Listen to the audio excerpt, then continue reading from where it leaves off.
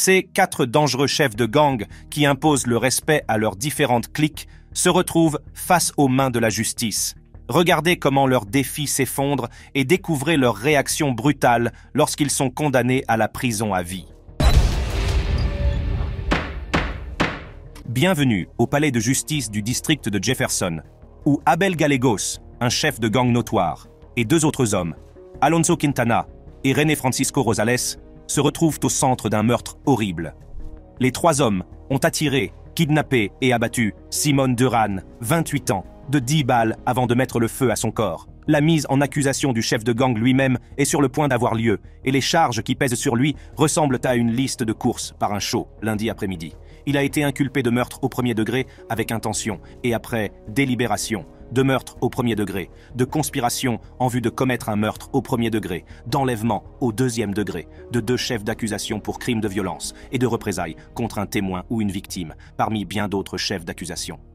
Nous sommes en 2018 et la victime est Simone Duran, 28 ans, dont la vie a été cruellement arrachée dans une séquence d'événements qui a commencé par un message sur les médias sociaux et s'est terminé par un coup de feu. Abel Gallegos, un chef de gang de 36 ans originaire de Lakewood, a contacté Duran, une jeune mère de 2 enfants, avec des intentions bien plus cruelles que l'apparence amicale qu'il présentait en ligne. Ce premier contact était la première étape d'un plan soigneusement planifié qui allait finalement conduire à la mort prématurée de Duran.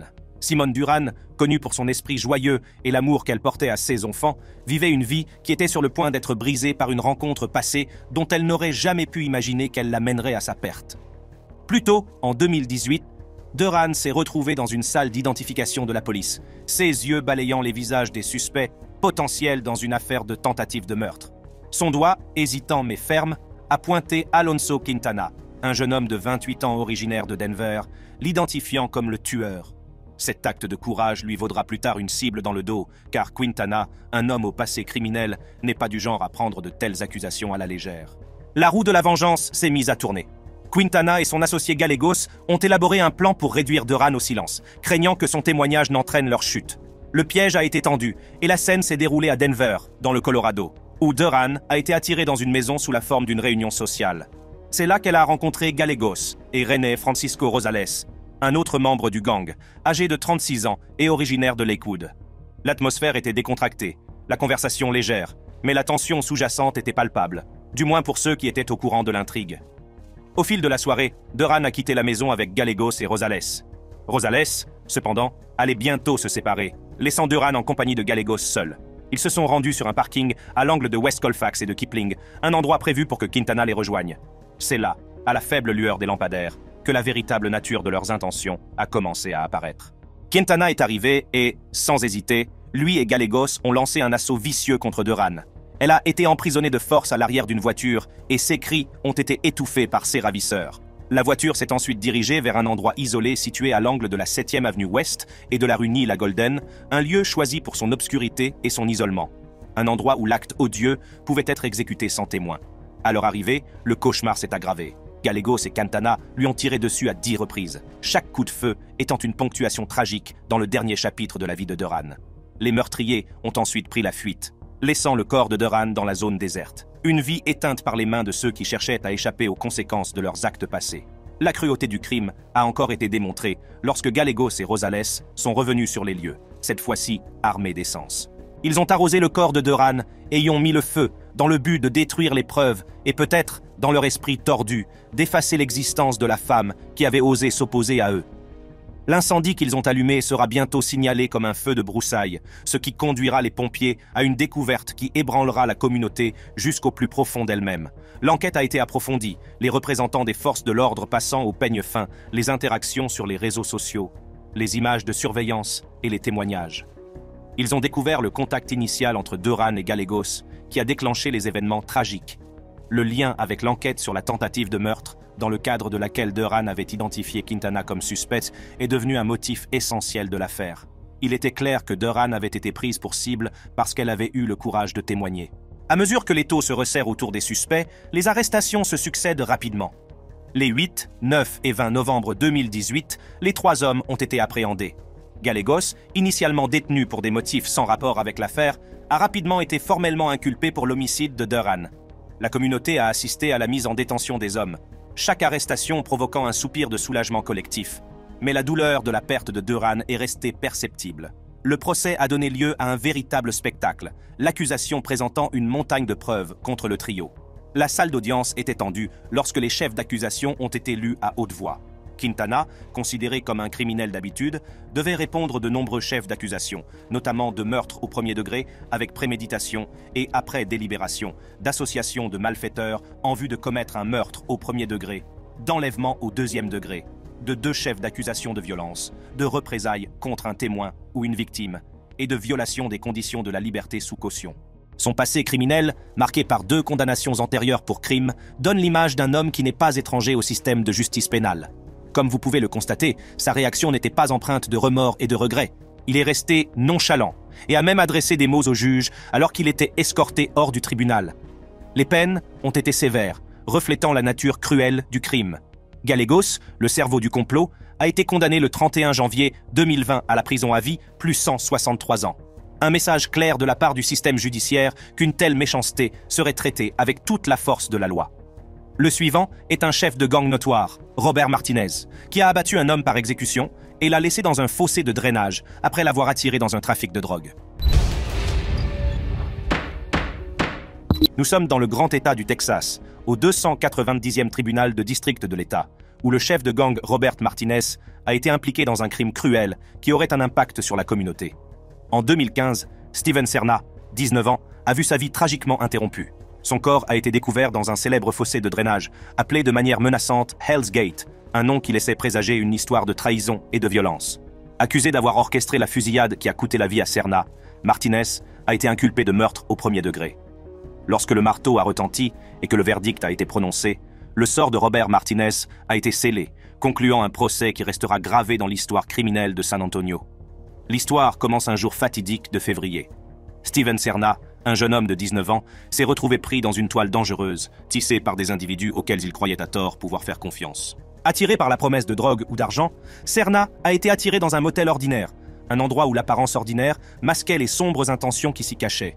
Robert Martinez, chef de gang notoire, et ses complices ont préparé le terrain pour ce qui allait devenir un acte diabolique. C'est là, dans la chambre d'un motel, qu'un complot diabolique a été ourdi, qui allait conduire à une trahison impardonnable. Au fil des heures, le piège s'est déclenché et Serna, qui n'avait pas conscience des problèmes à venir, a été emmené loin du motel. La destination était une zone désolée dans le bloc 1100 de Shadwell, une zone qui portait le nom sinistre de Hell's Gate. C'est ici, dans ce lieu abandonné, que le destin cruel de Steven Serna a été scellé, une jeune vie emportée par les mains de ceux qui l'avaient croisé. Le rôle de Robert Martinez dans cette sombre histoire est apparu clairement lorsque les autorités ont reconstitué les événements qui ont conduit à la mort prématurée de Serna. L'orchestration du meurtre, le calcul froid de l'acte et la tentative ultérieure de dissimuler le crime désignent tous Martinez et son gang, qui a été impliqué dans l'orchestration de ce piège fatal. La salle d'audience était un champ de bataille où le sort de Robert Martinez allait se jouer. L'accusation, menée par Melissa Sáenz, a présenté un récit de vengeance. Un meurtre commis à la suite d'un meurtre antérieur dans lequel Steven Serna n'avait aucune part. Elle a brossé le tableau d'un crime calculé, où Steven Serna a été tué sans pitié et abandonné dans le fossé de drainage connu sous le nom de Hell's Gate. Le procès a connu son lot de moments dramatiques, notamment lorsque Larry Isaac, l'oncle de Martinez, a livré son témoignage. Le récit d'Isaac concernant l'appel téléphonique au cours duquel Martinez aurait avoué le meurtre a constitué un élément de preuve crucial pour l'accusation. Cependant, la défense n'a pas manqué de souligner la motivation du témoignage d'Isaac, à savoir la promesse d'une réduction de la peine qui pourrait passer de 20 ans à 9 ans au maximum. La défense, quant à elle, a brossé un tableau tout à fait différent. Leland McRae, représentant Martinez, a soutenu avec ferveur que son client était un bouc émissaire, une cible commode pour un crime qu'il n'avait pas commis. McRae a souligné l'absence de témoins ainsi que celle de son oncle Larry Isaac, qui n'a pas pu placer Martinez sur la scène du crime, suggérant que le véritable coupable restait en liberté. La salle d'audience a été envahie par l'émotion à l'énoncé du verdict. La gravité de la décision était palpable, et l'on comprenait que Martinez risquait désormais une peine qui pourrait le maintenir derrière les barreaux pour le reste de sa vie. Ce fut un moment sombre, marquant la fin d'un procès qui avait attiré l'attention de la communauté de San Antonio, et au-delà. Malgré les efforts de la défense pour semer le doute, la décision du jury était claire, influencée par les mots obsédants que Martinez aurait adressés à son oncle. Le marteau est tombé, la sentence a été fixée, et Martinez a été condamné à la prison à vie, Une fin sombre pour une affaire qui a commencé avec un jeune homme attiré vers la mort sous le couvert de la drogue ou de l'argent. Ce procès met en lumière la perte tragique de vies humaines et la poursuite de la justice dans le quartier ouest de San Antonio. Le chef de gang suivant est tout droit sorti d'un cauchemar avec des actions malveillantes à l'avenant. Caius Veiovis est également accusé du meurtre des 3 hommes de Pittsfield et il est temps pour lui de répondre de ses péchés. Bienvenue à la Cour supérieure de Hampden, dans la ville de Springfield, Massachusetts, où un chef de gang frappe dans le monde criminel, Caius Veiovis. Ce chef des Hells Angels, à l'apparence tout droit sorti d'un roman d'horreur, s'est retrouvé accusé du meurtre de 3 hommes de Pittsfield, un crime qui a ébranlé le cœur de la communauté. Il est également accusé d'intimidation de témoins et d'enlèvement.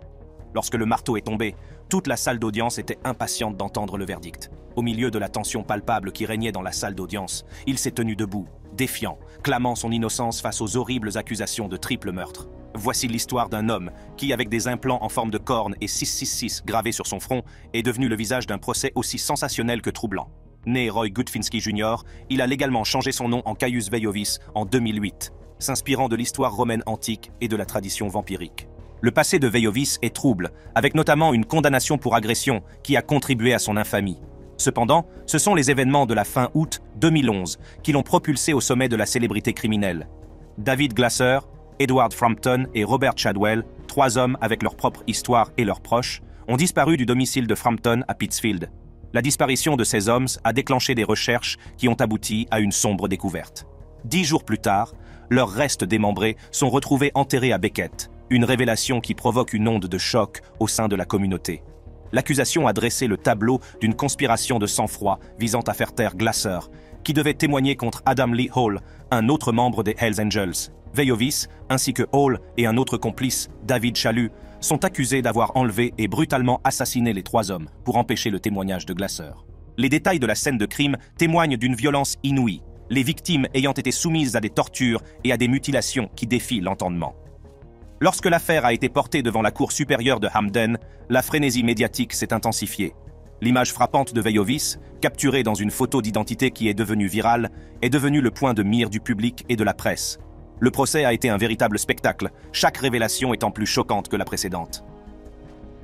L'accusation a soutenu que Veiovis n'était pas simplement complice des meurtres, mais qu'il y avait participé activement. Elle a présenté des preuves de son implication, notamment sa proximité avec les autres accusés et la chronologie des événements qui ont conduit à la disparition des victimes. Mais tout d'abord, voici la chronologie des événements selon Veiovis. La défense a toutefois contesté ce récit. L'avocat de Veiovis, James J. Reardon Jr., a fait valoir que les preuves étaient circonstancielles et insuffisantes pour obtenir une condamnation. Il a présenté son client comme un marginal, un homme dont l'apparence non conventionnelle en faisait une cible facile pour les accusations. M. Reardon a insisté sur le fait que M. Veiovis avait refusé de parler à la police ou d'accepter un accord, clamant son innocence tout au long de l'épreuve. Le procès a été un marathon de témoignages, de preuves médico-légales et de plaidoiries passionnées des 2 parties. Les jurés ont dû démêler les accusations et trouver la vérité dans une situation complexe. Après avoir délibéré pendant environ 37 heures sur 6 jours, ils sont parvenus à un verdict qui a scellé le sort de Caius Veiovis. La salle d'audience était chargée d'émotion à la lecture du verdict. Caius Veiovis, reconnu coupable de 3 meurtres, de 3 enlèvements et de 3 intimidations de témoins, a été condamné à passer le reste de sa vie derrière les barreaux. Pourtant, même à l'heure du jugement, il a refusé de céder, clamant son innocence avec ferveur et s'engageant à faire appel de la décision. Lors de la condamnation de Veiovis à 3 peines consécutives de prison à vie sans possibilité de libération conditionnelle, la gravité de la situation était palpable. Le juge C. Jeffrey Kinder a qualifié les actes des accusés de dépravés, reconnaissant la perte subie par les familles des victimes. Il a été condamné à 3 peines consécutives de prison à perpétuité sans possibilité de libération conditionnelle. Il s'agissait d'une déclaration selon laquelle les vies fauchées n'étaient pas oubliées, chacune étant reconnue avec sa propre mesure de justice. Veiovis, l'homme aux implants en forme de corne et au tatouage 666, est resté ferme face à son destin. C'est ainsi qu'il a réagi à l'énoncé du verdict. Il a lu une déclaration préparée à l'avance, d'une voix inébranlable, que ce soit clair, je n'y suis pour rien. Il a dénoncé le verdict du jury, dénonçant une illusion de leur part et affirmant que la vraie vérité n'avait pas encore fait surface. « Vous condamnez un innocent, et je vais faire appel », a-t-il déclaré, ces mots résonnant dans la salle d'audience. Les conséquences du procès se sont répercutées sur la communauté, laissant une marque indélébile sur la ville de Pittsfield. Les familles de David Glasser, Edward Frampton et Robert Chadwell ont dû faire face au vide laissé par leurs proches. Les déclarations d'impact lues au tribunal ont mis à nu la profondeur de leur tristesse.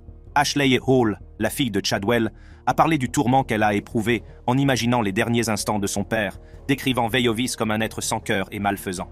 Carol Chadwell Smith, la sœur de Robert, a exprimé son dégoût et son épuisement, sa vie ayant été bouleversée à jamais par l'horreur qui a frappé son frère. La communauté, elle aussi, a dû concilier l'image de Veiovis, l'homme accusé d'avoir commis de tels actes diaboliques, avec la réalité de la violence qui avait envahi leur vie. L'image de Veiovis véhiculée par les médias, alimentée par sa déclaration au jury « Je vous verrai tous en enfer », n'a fait qu'amplifier la sensation et l'horreur entourant l'affaire.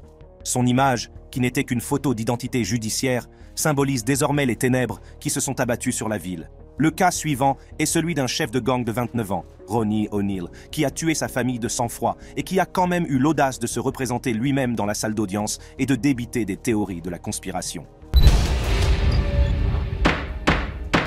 Bienvenue dans la ville de Tampa, en Floride, pour cette histoire déchirante où un chef de gang de 29 ans, Ronnie O'Neill, a tué sa famille de sang-froid. Il a été inculpé de 2 chefs d'accusation pour meurtre au premier degré, d'un chef d'accusation pour tentative de meurtre au premier degré, de 2 chefs d'accusation pour maltraitance aggravée d'enfants, d'un chef d'accusation pour incendie criminel et d'un chef d'accusation pour avoir résisté à un agent des forces de l'ordre. Un soir apparemment ordinaire de mars 2018. L'air nocturne était calme et les habitants de Riverview, en Floride, s'installèrent chez eux, ignorant que leur sentiment de sécurité était sur le point d'être brisé. O'Neill, connu dans l'ombre du monde interlope comme chef de gang, était sur le point de franchir une ligne sans retour. À l'approche de minuit, le calme a été rompu par des coups de feu et les cris désespérés d'une femme et d'un enfant. Les voisins se sont réveillés en plein cauchemar, entendant la voix d'une femme qui implorait sa vie. À l'intérieur de la résidence des O'Neill, la femme était Kenyatta Baron, la petite amie de M. O'Neill et la mère de ses 2 enfants. Les premiers secours sont arrivés sur les lieux et ont découvert une image effroyable. Kenyatta Baron gisait sans vie à l'extérieur de la maison, ses derniers instants passés à tenter vainement d'échapper à la brutalité de son meurtrier. À l'intérieur de la maison, le corps de la fille d'O'Neill, âgée de 9 ans, a été découvert, ajoutant une couche de déchirement à la scène déjà sombre. La fillette a été soumise à une cruauté qui défie l'entendement. Sa vie a été étouffée avant même d'avoir véritablement commencé. L'enquête qui a suivi a été rapide et minutieuse. Les détectives ont parcouru la scène de crime, recueillant des preuves qui ont permis de dresser un tableau de l'horreur domestique. L'analyse des éclaboussures de sang, les preuves balistiques et les appels poignants au 911 passés par Kenyatta elle-même dans ces derniers instants ont fourni un récit aussi clair que troublant. La voix sur l'enregistrement était remplie de terreur, un contraste frappant avec les réponses calmes et calculées d'O'Neill, qui avait également appelé les services d'urgence, inventant une histoire d'autodéfense. O'Neill a été placé en garde à vue, ses vêtements tachés du sang de ses victimes. L'interrogatoire qui s'ensuivit fut un cours magistral d'évasion. O'Neill tissant une toile de mensonges, clamant son innocence face à des preuves accablantes du contraire. Le dossier contre O'Neill a été construit sur la base de preuves médico-légales et de témoignages. L'accusation a présenté une chronologie des événements détaillant les mouvements d'O'Neill la nuit des meurtres, corroborée par les images de sécurité et l'empreinte numérique laissée par son téléphone portable. Le mobile, bien qu'il n'ait jamais été entièrement élucidé, semble découler d'une dispute familiale qui a dégénéré en violence mortelle. Le procès de Ronnie O'Neill est devenu une sensation médiatique, attirant l'attention de tout le pays. La salle d'audience est un véritable champ de bataille où l'accusation et la défense s'affrontent, chaque partie présentant sa version de la vérité. O'Neill, dans un geste qui a choqué le public, a choisi de se représenter lui-même, ce qui a donné lieu à des échanges erratiques et souvent conflictuels avec le juge et les témoins. Tout au long du procès, les preuves contre O'Neill se sont accumulées. Le jury a pris connaissance des appels au 911, des rapports médico-légaux et des témoignages déchirants de ceux qui ont perdu leurs proches. L'accusation a dépeint O'Neill comme un homme qui avait laissé sa colère devenir mortelle, qui avait ôté la vie à ses proches dans un accès de rage. L'autoreprésentation d'O'Neill a été marquée par des accès de colère et des moments de théâtralité bizarres qui frisaient le surréalisme. Il a défié l'accusation avec une férocité qui reflétait la violence des crimes qu'il était accusé d'avoir commis. Sa déclaration d'ouverture, un monologue décousu et souvent incohérent, a donné le ton de ce qui allait suivre. Il a crié à tue-tête, clamant son innocence et dénonçant une conspiration contre lui, alors que les preuves présentées racontaient une autre histoire. L'accusation a soigneusement exposé son dossier, présentant une montagne de preuves qui semblait insurmontable. Des témoins sont venus à la barre, chacun ajoutant une nouvelle pièce au sinistre puzzle. Le témoignage le plus troublant a été celui du fils d'O'Neill, qui avait survécu à l'agression. Le jeune garçon, marqué physiquement et émotionnellement, a raconté les événements de cette nuit-là avec une bravoure qui n'avait rien à voir avec son âge. Ces paroles étaient une accusation accablante contre son père, et elles ont résonné dans toute la salle d'audience. Alors que le procès se poursuivait, les déclarations des membres survivants de la famille ont dressé le portrait des vies brisées par les actes de M. O'Neill. Les proches de Kenyatta Baron ont parlé d'une femme dont la vie était pleine de promesses, d'une mère aimante dont le rire ne remplirait plus jamais leur foyer. Ils ont parlé de la petite fille de 9 ans, dont les rêves étaient aussi vastes que son sourire était large, tous deux éteints bien trop tôt. Le chagrin de la famille était palpable, sa perte incommensurable, et son désir de justice brûlait. La défense, si l'on peut dire, a été chaotique. O'Neill a contre-interrogé les témoins en leur posant des questions hostiles et absurdes, pleines d'accusations et de sous-entendus. Toutefois, ces questions n'ont guère permis de remettre en cause les arguments de l'accusation. Les preuves étaient irréfutables et le jury a accueilli avec scepticisme les efforts de O'Neill pour les discréditer. Les plaidoiries finales ont été un exemple de contraste. Les derniers mots de l'accusation étaient mesurés et solennels, un appel à la justice pour les victimes. La plaidoirie d'O'Neill, en revanche, a été un spectacle de rage et de désespoir. Il a clamé son innocence, affirmant qu'il avait été victime d'un coup monté et que les vrais coupables étaient toujours en liberté. Sa voix a résonné dans la salle d'audience, mais les preuves ont parlé plus fort. Il a été déclaré coupable de tous les chefs d'accusation. La salle d'audience est silencieuse alors que la réalité de la décision s'impose. Ronnie O'Neill, qui inspirait autrefois la crainte dans les rues, était désormais un meurtrier condamné à vivre derrière les barreaux. Lors du prononcé de la sentence, la juge Michelle Cisco a déclaré qu'il s'agissait de la pire affaire qu'elle ait jamais vue en près de 20 ans de carrière et a qualifié les actes de Ronnie O'Neill envers sa femme et sa fille de cruauté abjecte. La phase de détermination de la peine est une formalité, mais elle n'en est pas moins intense. Les déclarations d'impact se sont poursuivies, chacune rappelant les vies déchirées par les actes d'O'Neill. Lorsque la sentence a finalement été prononcée, elle l'a été avec la gravité qui sied au crime commis.